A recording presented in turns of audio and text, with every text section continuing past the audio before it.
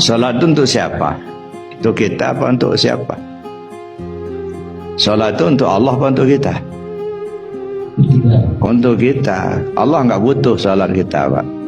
Ya, Allah nggak butuh salat kita. Nah, kita ini dibagi 3 bagian. Dari leher ke atas, dari leher sampai ke pinggul, pinggul sampai ke kaki. Dan 3 bagian. Kalau dalam istilahnya, maqam ketuhanan, maqam kerasulan, maqam kehambaan. Jadi Adam, Muhammad, Allah, kan gitu. Nah, yang di tengah mana? Yang sholatul wusta. Yang di tengah ya ini, yang antara leher sama pinggul. Ada apa yang ada di tengah ini? Ada jantung.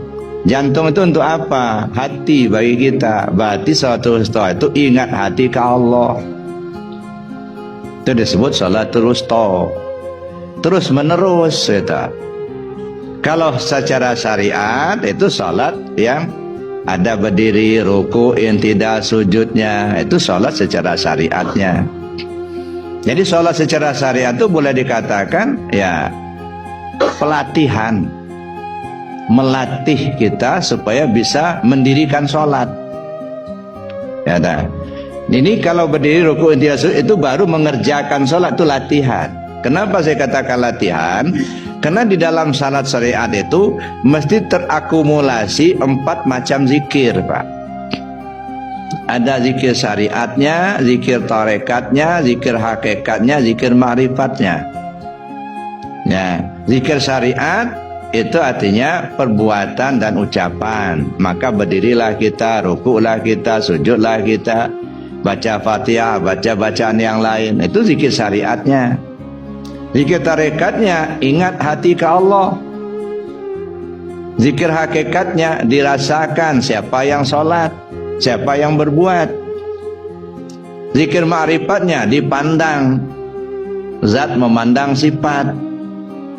Nah, ini dilakukan di dalam sholat, sehingga khusyuknya nanti 4-4-nya. Khusyuknya tubuh, khusyuknya hati, khusyuknya ruh, khusyuknya rahasia. Khusyuknya tubuh apa? Tenang. Khusyuknya tubuh, nggak gerasa gerusuk, nggak garut sana garut sini. Itu khusyuknya tubuh, tartil bacaannya. Itu khusyuknya tubuh.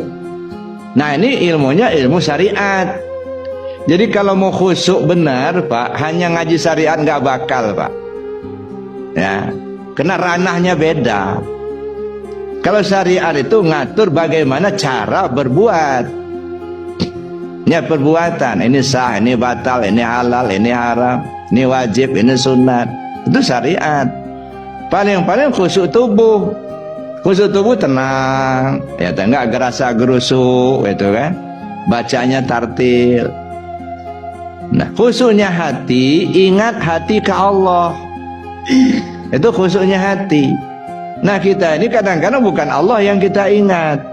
Kredit macet, ya, usaha bangkrut, ya. Nah, ini bagaimana mau khusyuk hati? Karena memang hati nggak pernah dimanage. Memanage hati itu pakai tarekat, Pak. Ya, belajar zikir. Jadi orang yang anti tarekat bisa dikatakan hatinya nggak bersih, ya. Ya, nggak ingat Allah. Ya, bagaimana mau khusyuk? Hati nggak ingat sama Allah. Jadi khusyuknya hati, ingat hati kepada Allah. Khusyuknya nyawa, ruh kita, rasa. Ya, merasakan ketiadaan diri kita, bukan kita yang berbuat.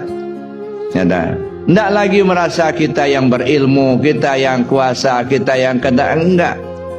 Ya, makanya ketika sholat merasa kamu yang sholat apa bukan, gitu. Ketika khusyuk di tingkat ini, dia tidak lagi merasa dia yang berbuat.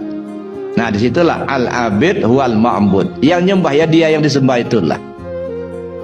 Ini khusyuknya di tingkat ruh. Tingkat rahasia dipandang. Anta abudallah ka'annaka tarahu. Kamu sembah Allah seolah kau lihat dia. Siapa yang melihat, siapa yang dilihat, siapa yang memandang, siapa yang dipandang. Ini zat memandang sifat, sifat yang berbuat, zat yang menyaksikan. Maka sholat itu Terima kasih, semoga bermanfaat.